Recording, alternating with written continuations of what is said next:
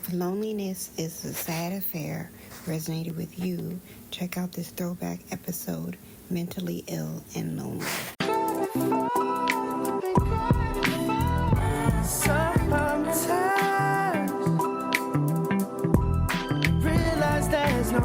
You have tuned into Breaking the Mask of Depression with your host, Diva with Depression.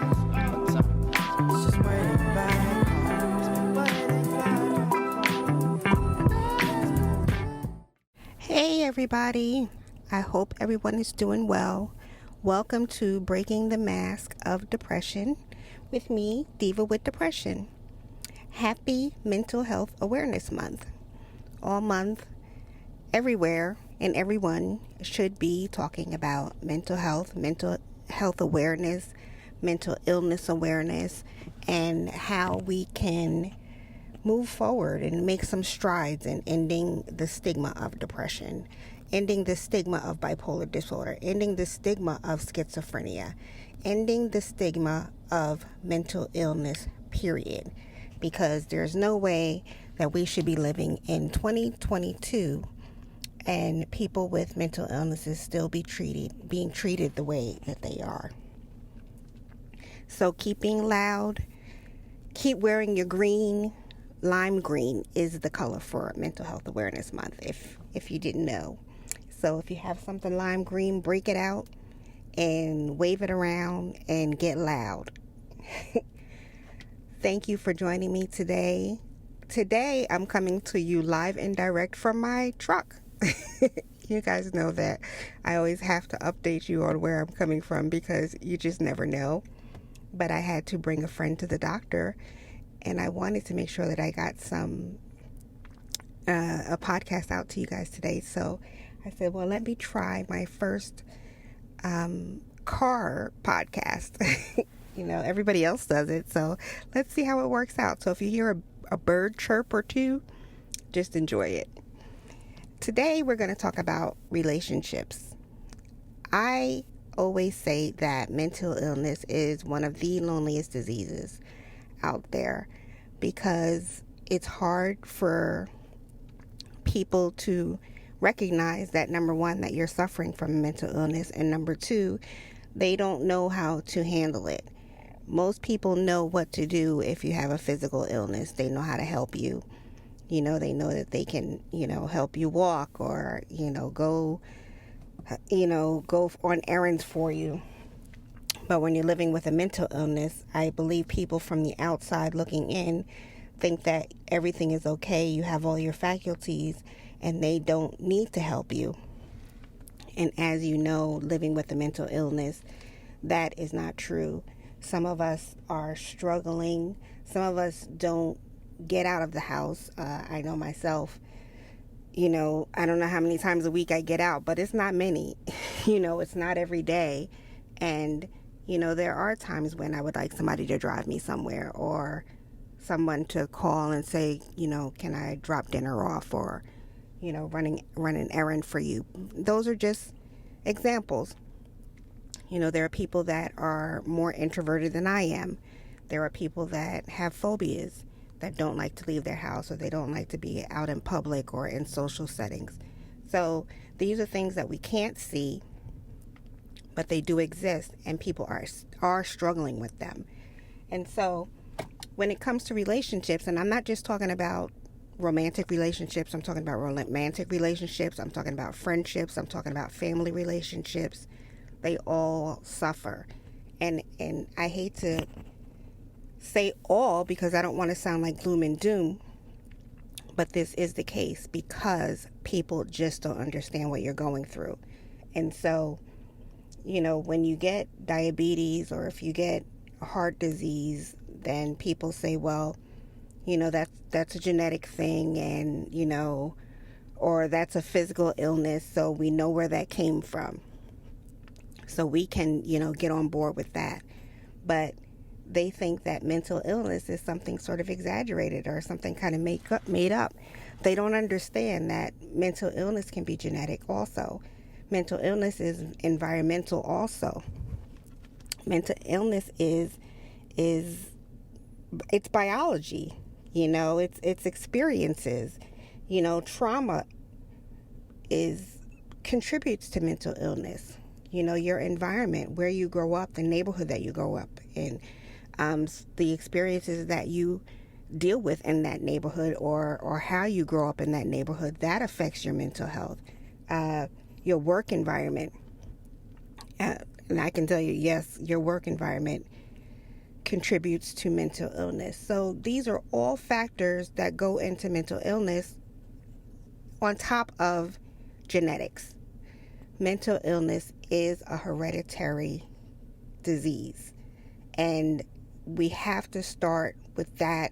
And when we're talking to people and we're letting them know about our mental health, we need to let them know that this is something that can definitely be passed down from generation to generation. And so, it can't be ignored. Just like diabetes is passed down, so is mental illness. And so, I wrote I've written several blogs about, my relationship and the struggle with my relationship while I lived with, while living with my mental illness and while I was involved in that relationship. I also speak very candidly about my friendships, and maybe not so candidly about my family relationships as far as my mental health is concerned. But I wanted to share today that, it can get very lonely having a mental illness. I found something on mentalhealth.org that I wanted to share.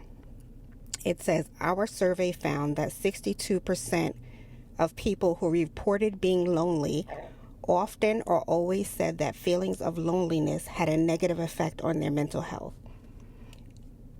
62% said that loneliness has a negative impact on their mental health. And I wanted to start that off because I've been saying for the past, I share with you guys that I am an empty nester. But more than that, I'm an empty nester. I'm not in a relationship. So I am home by myself most of the time. And for the past 8 months to a year, the loneliness has really, really impacted me. I mean, it really has crept up on me. And, there are some days where I lay there and I'm like, this shit is crazy. Like, I don't have anybody to talk to. I don't have anybody to watch TV with. I don't have anybody to take a walk with. I don't have anybody to just be with. 90% of my time I am by myself. And, sometimes that's good and sometimes that's bad. When you're leaving a horrible relationship, of course, when you first get out of it, you're like taking those deep breaths and you're enjoying your free time. You're enjoying not having that sort of negative energy around. When your children leave the nest, you are excited that they are going out on their own. And you're excited that, you may not have to carpool anymore, and you may not have to, have those chores anymore. But after a while, it's like, well, wow, what do I do now? And I will tell you that empty nest syndrome is one of the top things that's listed on my medical report from when I was hospitalized in 2018. And I knew that it was a thing, but I didn't know that it was a thing, if you know what I'm saying. And I am going to do a separate podcast just for that, because I think that, there's also some fogginess, surrounding that. But, initially when you're by yourself, you're saying, oh, I can breathe. I don't have to cook if I don't want to. I don't have to clean if I don't want to. I can watch what I want on TV. But when that sort of creeps up, and it's 50% of the time, 90% of the time, and you're by yourself all the time, it really, really sort of sucks the life out of you. When you sit down and you think about it, like, wow, I don't have anybody, and people don't like to hear that you say that out loud because your friends and your family get offended. But the bottom line is that when you're in your house and no one else is there, you are lonely. Yes, you can meet people for coffee. Yes, you can meet people for dinner. Yes, you can go visit.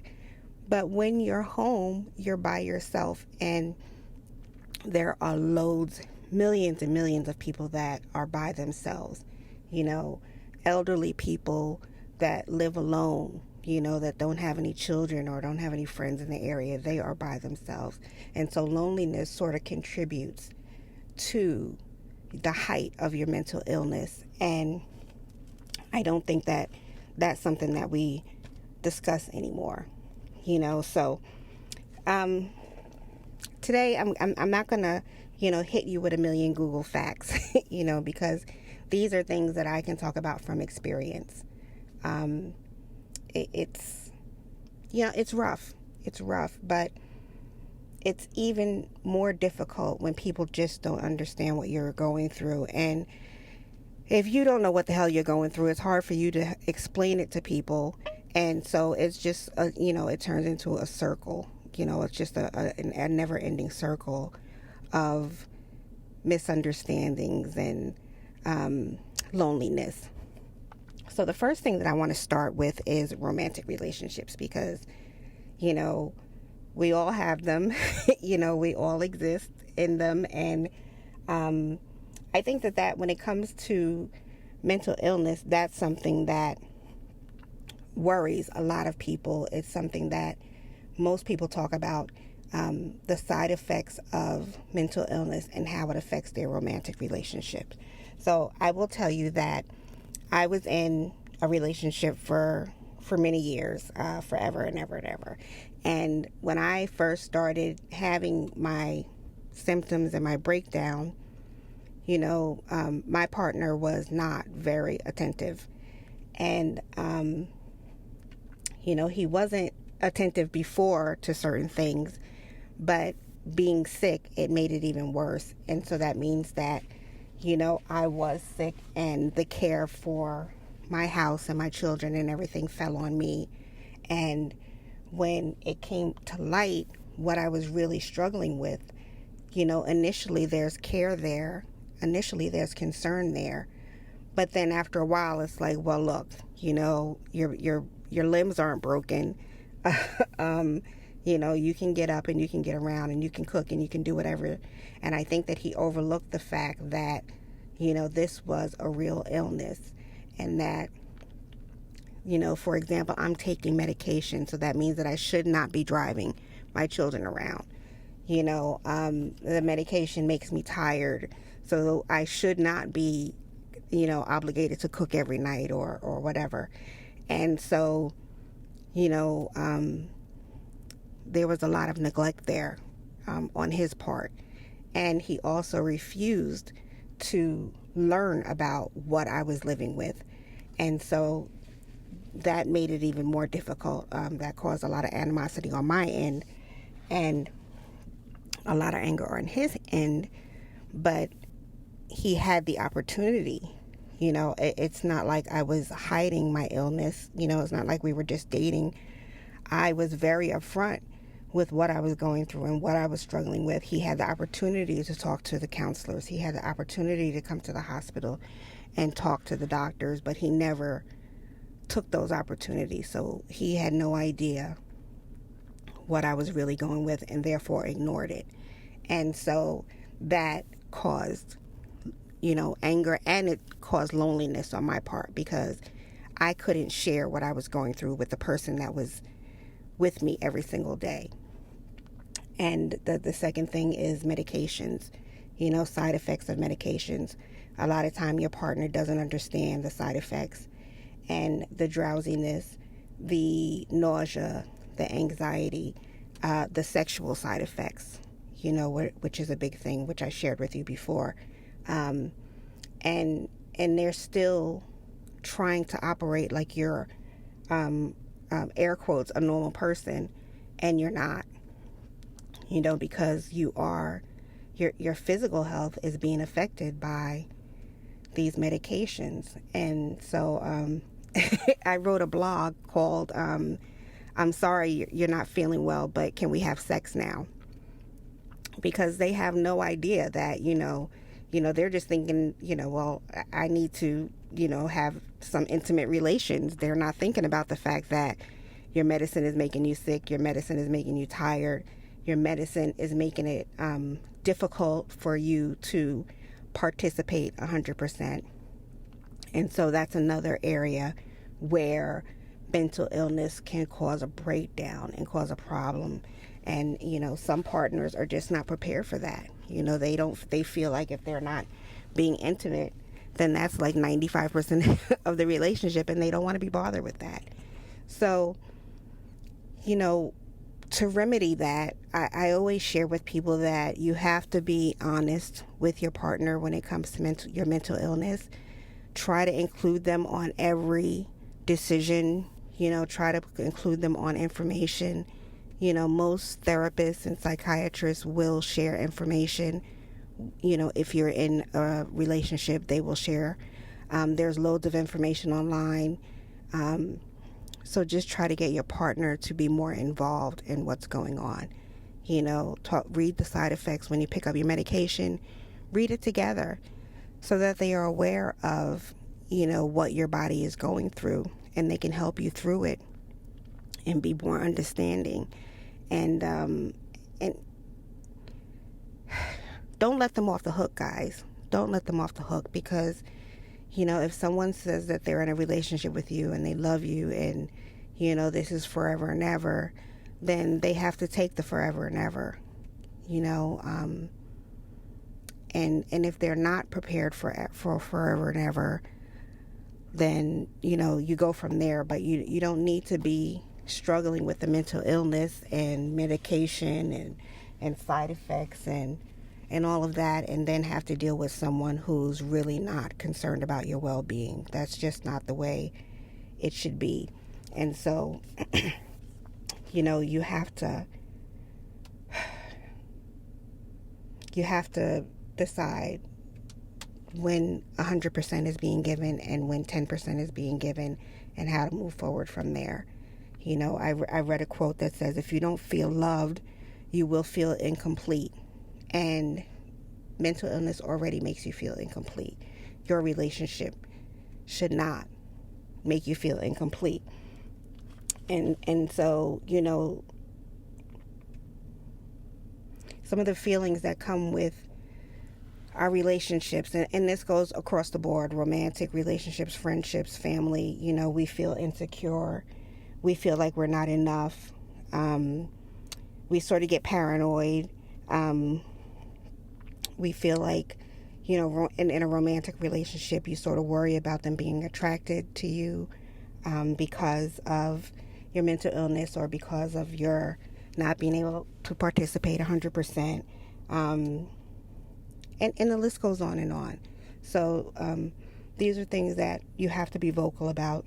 And your partner has needs, and they should be vocal about their needs, but you should also be vocal about your needs too, because that's just as important. And that's part of erasing the stigma, by coming together and working together for both of you to be healthy and move forward in a relationship. Now, when it comes to family, listen, that's a whole nother ball game. It's the family thing sort of falls into the generational trauma thing, and that all depends on the relationship that you have with your parents, that you have with your siblings, that you have with your other immediate family members. So that could be kind of rough. I don't have a great relationship with my mom and my dad. Well, I didn't. My father passed away. I didn't have a good relationship with him. I don't have a good relationship with my mother. So that, contributes to my mental illness and my mental stress. My mental illness, part of it is also genetic and hereditary. And I find that when it comes down to family members, if they wholly acknowledge your mental illness, then that means that they may have to accept that they had a part in it or that they may be struggling with it too. And that's very, very difficult for some people to do. You know, I do have family members, one or two that live with, more than two, I shouldn't say that, but they live with a mental illness, depression, mainly depression, and they're very, they're not as honest as I am, not as open as I am. They're very honest about it, but they're not as open about it. But they also appreciate that I'm open about it, and open about the genetic side of it, because that opens the door to sort of recognizing what your grandparents went through, what your ancestors went through. One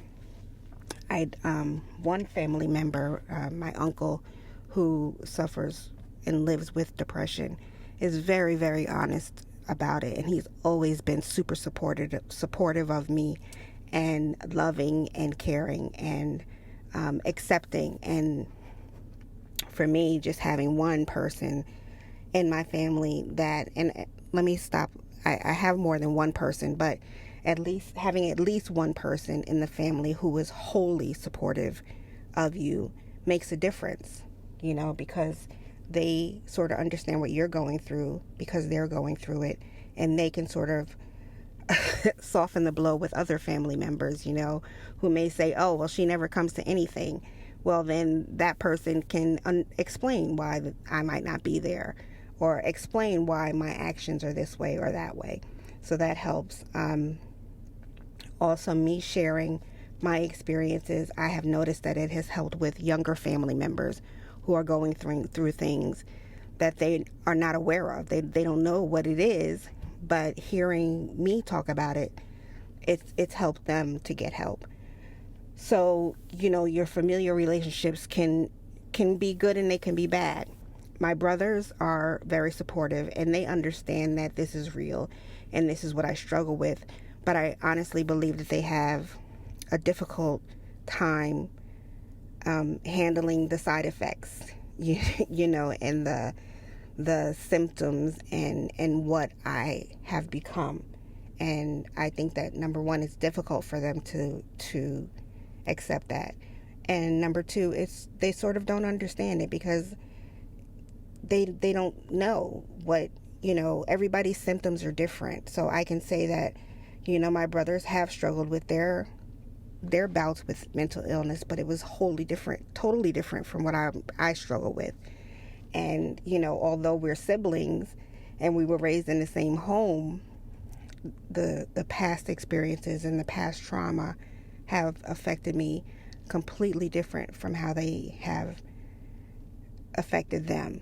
And so it's sort of hard to understand how that happens, you know, but it's sort of the same as if you grow up in the same house and one person becomes a serial killer and the other person becomes a doctor and saves the world.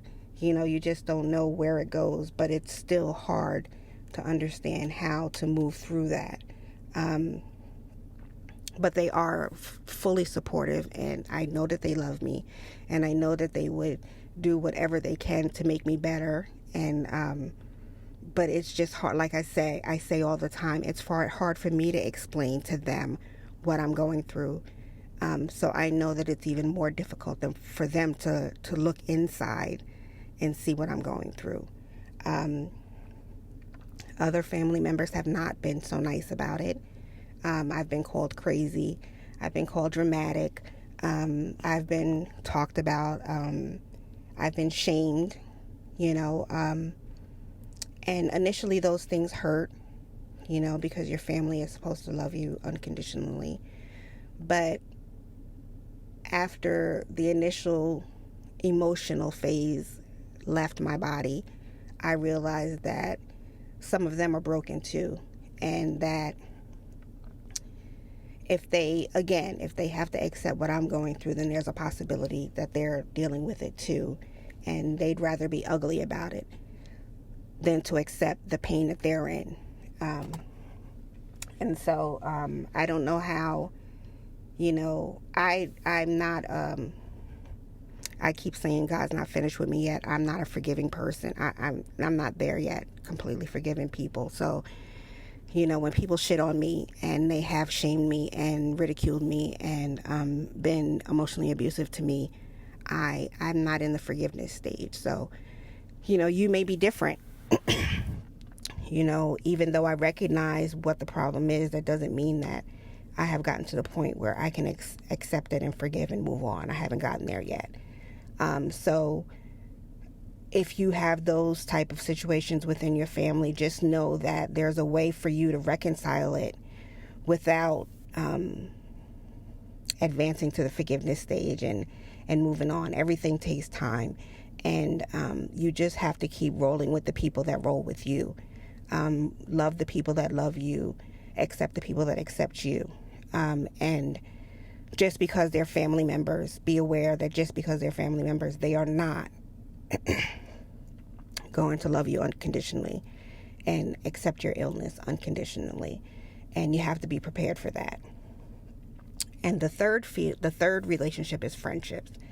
Now, I'm an only girl, so I always say that God has blessed me with some truly amazing friends, and I'm lucky because I have made friends that have turned into sisters, and without some of those sisters, I probably wouldn't be here today. And that's important because you need to have a support system when you are living with these illnesses. You need to feel like you belong to something because it is such a lonely situation. You want to know that you have at least one or two people in your corner.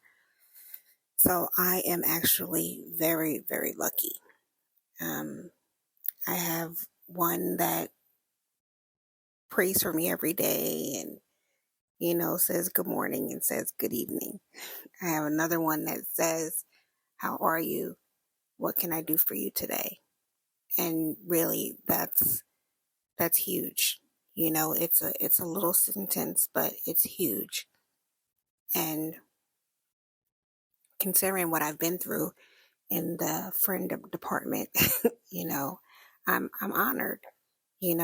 When I had my breakdown at work, there were people that I never heard from again. People that I had in my home, broke bread with, started businesses with, our children were friends and our families were connected. And the day that they took me out of that job, I never heard from those people again. And that's kind of heartbreaking because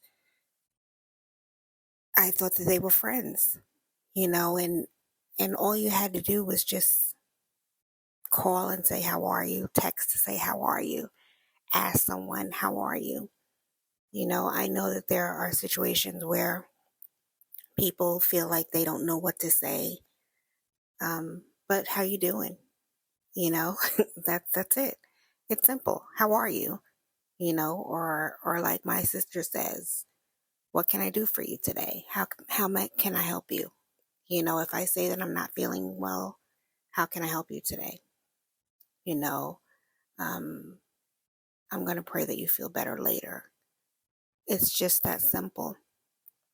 I always tell the story of my brother's battle with cancer a couple of years ago.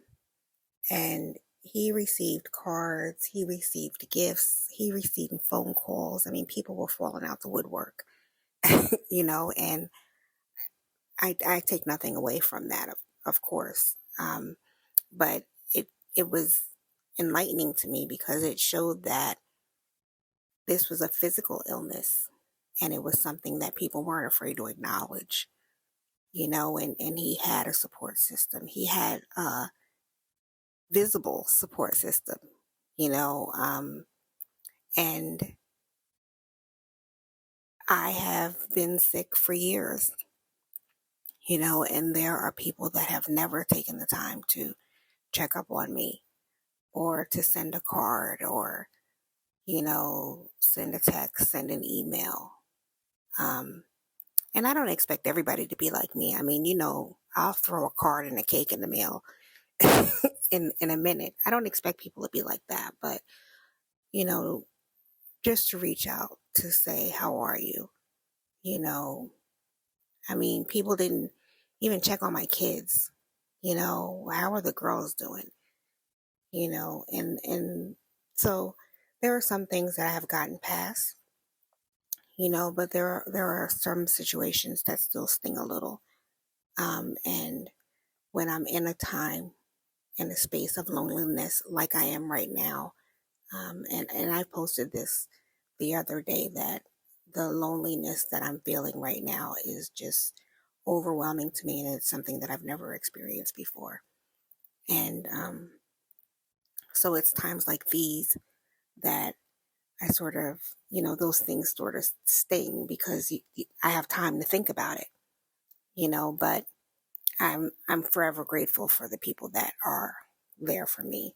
And I don't want you to get discouraged, because there's always one person, and like I always say, and I'm not bullshitting, when I say you got me, you got me. If you need somebody to talk to, you got me. So that means that you have at least one person in your corner.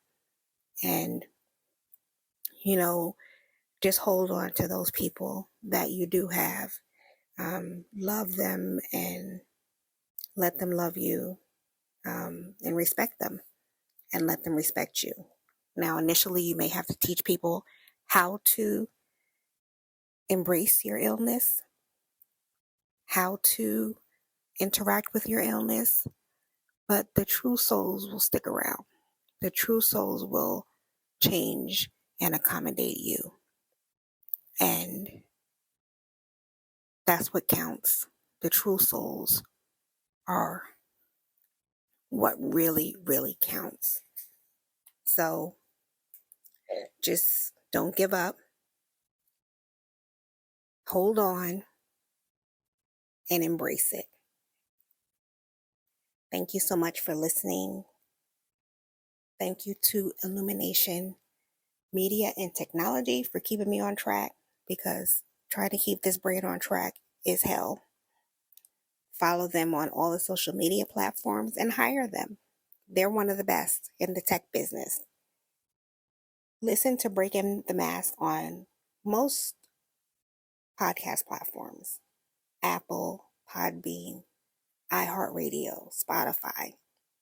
I'm probably missing Google Podcasts. Go like, share, and I'm not a numbers person. I don't even look at my numbers and followers and anything unless somebody asks me for those numbers. I really want you to share so that information gets out, so that people know that they're not alone, so that one person can live because of what they're listening to. So please like and share with your friends and family.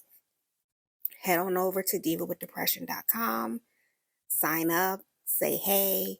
If you have any suggestions, if you have anything that you'd like me to discuss, if you have an episode that you like me, an idea for an episode, feel free. I'm always open to it, because I'm learning new things every single day, just like you are. We are in crazy times, guys. So I want you to just stay safe and stay well. Protect your soul, protect your peace, and keep fighting. Love to all.